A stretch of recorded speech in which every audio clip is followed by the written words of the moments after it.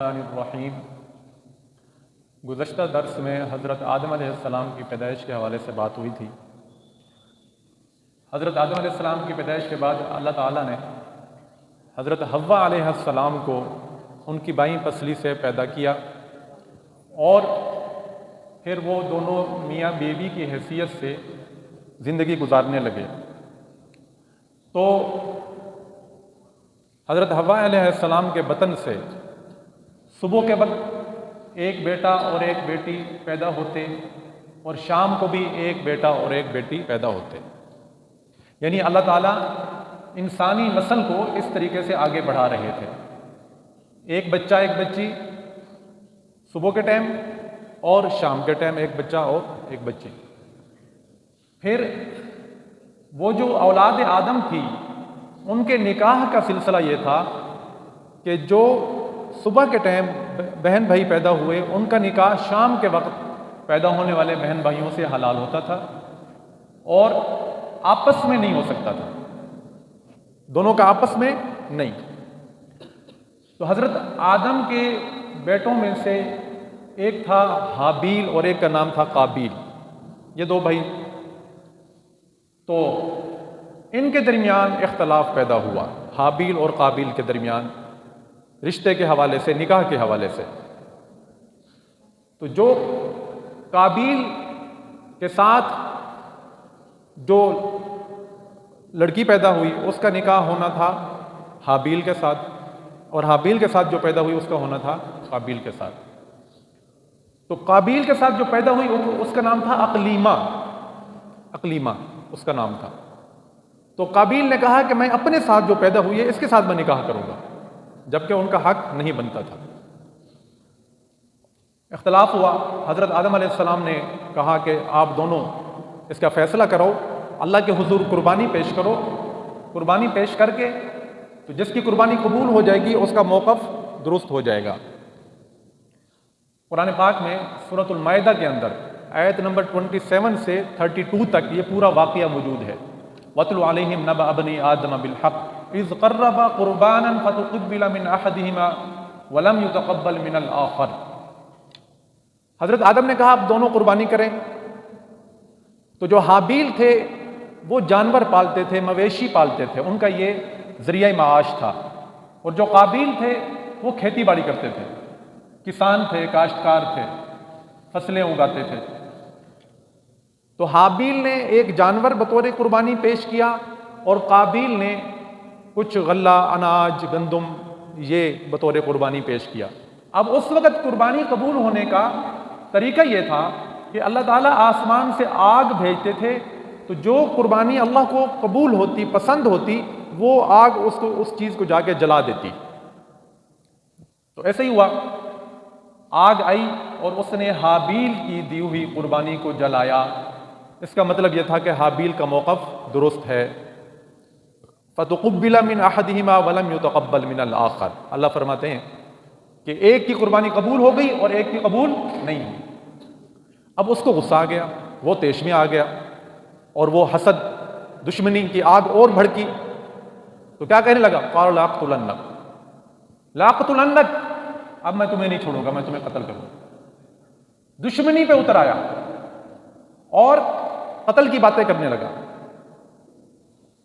تو حابیل نے لڑائی والا پہلو جو تھا اس سے اپنے آپ کو دور رکھا، لیکن قابیل نے یہ فیصلہ کر لیا کہ میں حابیل کو قتل کروں گا۔ تو آخر کار اس نے اپنی اس سوچ پر، اس ارادے پر عمل کیا، ٹھیک ہے؟ عمل کرتے ہوئے اس نے اپنے بھائی کو قتل کر دیا۔ اب یہ روئے زمین پر پہلا قتل بھی تھا اور پہلی موت بھی تھی۔ اس سے پہلے کوئی اولاد آدم میں سے کوئی فوت نہیں ہوا تھا، تو فوتگی بھی پہلے ہوئی، یعنی حابیل فوت بھی ہوا، قتل بھی ہوا۔ یہ روئے زمین پر پہلا قتل بھی تھا اور پہلی فوتگی بھی تھی۔ اب اس کو سمجھنا ہے کہ میں نے مار تو دیا ہے، اب اس کے ڈیڈ باڈی کا کیا کریں، اس کی لاش کو کیا کروں، مر تو گیا۔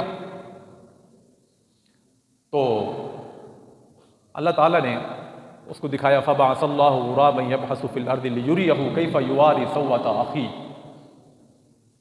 کوا بھیجا اللہ نے، ایک کوا تھا اور اس کے پاس ایک مردہ کوا تھا، تو وہ چونچ اور پنجوں سے اس نے زمین کو کھرچا کوریدا اور اس کے اندر اس مردہ کوے کو ڈال دیا۔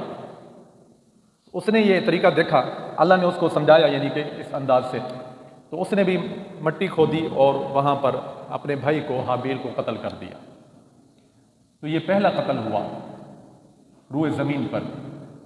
روایات میں آتا ہے کہ قیامت کی صبح تک جتنے بھی بے گناہ قتل ہوں گے اس کا گناہ قابیل کو پہنچتا رہے گا کہ اس نے اس گناہ کی بنیاد رکھی، ابتدا کی، شروعات کی۔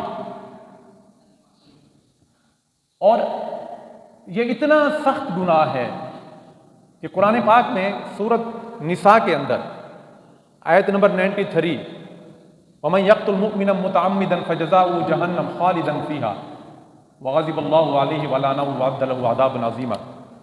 یہاں پر اللہ رب العزت نے کسی کو جان بوجھ کر قتل کرنے کی جو سزا ہے نا وہ بیان کی۔ آپ حیران ہوں گے کہ اللہ نے قتل کی مذمت اور قتل کی سزا کو جس انداز سے بیان کیا، کسی بھی گناہ کی سزا کو اس طرح بیان نہیں کیا۔ مثال کے طور پر زنا کی بات ہے، اللہ نے فرمایا انہ کان فاحشۃ ومقتا وساء سبیلا، کہ یہ بے حیائی کا کام ہے، یہ برا راستہ ہے۔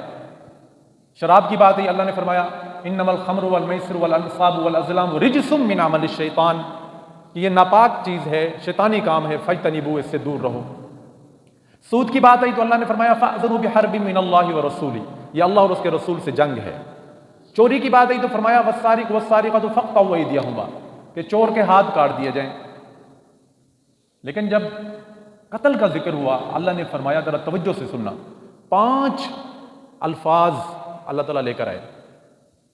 فرمایا وَمَن يَقْتُلْ مُؤْمِنًا مُتَعَمِّدًا، جس نے کسی مومن کو جان بوجھ کر قتل کیا، فَجَزَاؤُهُ جَهَنَّمُ، اس کا ٹھکانہ، اس کا بدلہ جہنم کی صورت میں ملے گا۔ پھر یہاں پہ اللہ نے بس نہیں کیا، فرمایا خالدن فیہا، وہ اس جہنم میں ہمیشہ کے لیے سڑے گا، جلے گا، رہے گا۔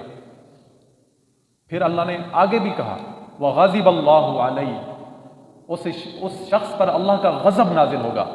پھر اللہ نے بات یہاں پہ بس نہیں کی، فرمایا وَلَعَنَهُ، اس قاتل پر اللہ کی لعنت بھی پڑے گی۔